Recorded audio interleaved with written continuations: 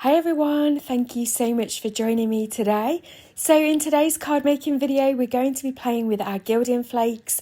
I've got the mega flakes in the Chariot of Fire colour from IndigoBlu and their flitter glue, but any gilding flakes and any tacky glue will work with this technique. I'm going to be using the Dandelion Dreams stamp from Spellbinders. This is a red rubber stamp.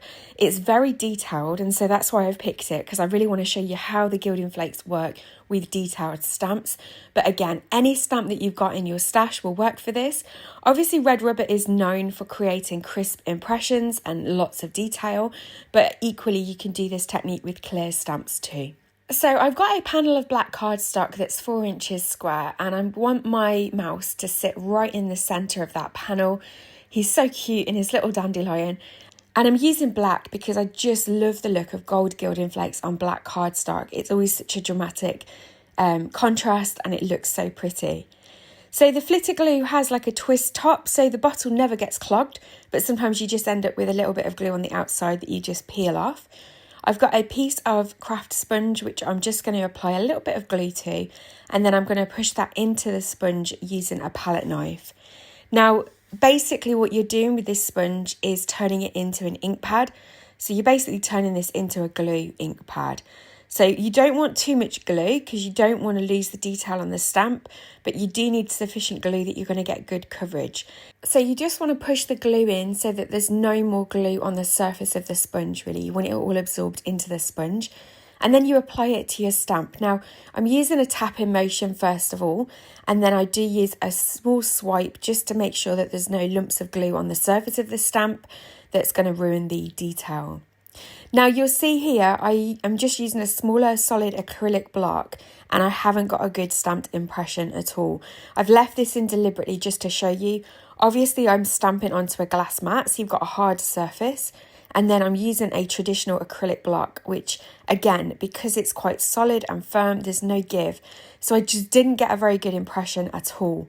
So I'm going to move it over to my thin acrylic block. I couldn't find my smaller one, so I'm using this big long one from All and Create. And again, I'm just going to apply a little bit more glue to the sponge, and then I can recoat the stamp with the tacky glue and stamp it again. The thin acrylic block just allows a little bit of give, so it means that I can make sure that the stamp has got a lot of impression, especially in the centre portion. So you can see I can keep my hand in the middle and then bend the acrylic block up slightly, and that just makes sure that there's lots of nice pressure in the centre. And you can see now we've got a lovely crisp impression of that stamp. So I am going to set that aside to dry. You need the glue to be clear before you can apply the gilding flakes. So I'm just going to go and wash my stamp and my palette knife, and then when I come back it's nice and clear and ready to go. And I'm just going to show you the other panel now it's dry as well, just so that you can see the difference there. So don't be afraid if you get a bad stamped image, just try again. It could be the acrylic block or the surface that you're stamping on. Obviously stamping on a glass mat is not always ideal because you don't have a nice soft surface underneath to allow the stamp to make good contact with the cardstock, especially when it's a very detailed stamp. So I know some people use a stamping mat or their stamping platform, and then you can repeat stamp. The problem with doing that with tacky glue is you do need to be quick. If you leave the stamp on too long, it's going to tear the cardstock. So you do have to work fairly quickly, but you want to make sure that you've got all of that detail. So having a bendy acrylic block is really helpful. So I'm just applying the gilding flakes here. Again, you're just making sure that all the tacky glue areas are covered with gilding flakes. And then I'm taking my paintbrush just to brush off all the excess loose flake off the top of that image. Now this is a very, very detailed stamp, and so the paintbrush that I'm using is very soft bristled, and it's probably not going to get into all of the detail.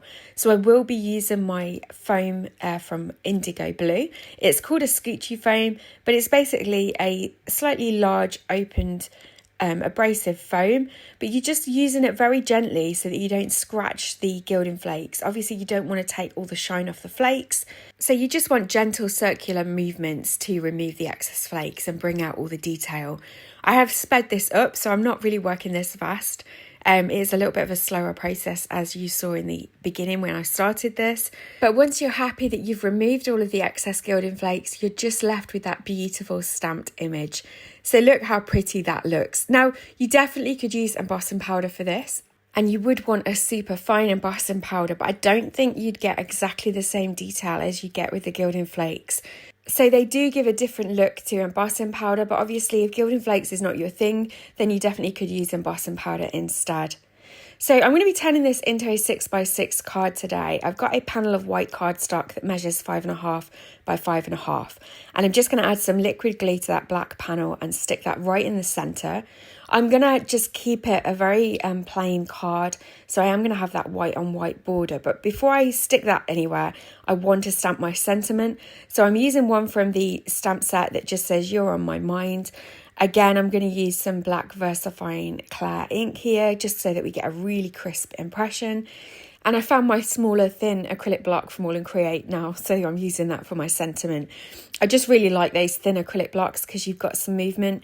I know All & Create sell them. I know IndigoBlu sell their own version of them as well. And I'm sure there's lots of other places you can get these thin acrylic blocks, but they are really, really helpful for stamping. Now, to finish off the card, I'm just going to use the Gift Bow die. This was from Concord and 9th Christina Warner's line. It's actually become one of my most used dies, I think. It just adds that lovely delicate touch to a card, and the bow is so delicate. You get a thick and a thin ribbon and a thick and a thin bow. And I'm just applying some liquid glue across that gold strip. I'm using the Burley Arts glue as always, and then I'm going to just stick that bow on the corner, and I just think it finished off that panel really, really nicely. I'm just going to trim off the excess faux ribbon, leave the bow overhanging, and then I'm going to add some foam tape to the back of this panel just to pop it up and give it some dimension against the 6x6 card base, so it is like a white on white effect. And just having that little bit of dimension really helps to finish off the card nicely. So thank you so much for joining me today. I really hope that you've enjoyed this tutorial and found it helpful seeing how to use gilding flakes with your stamps.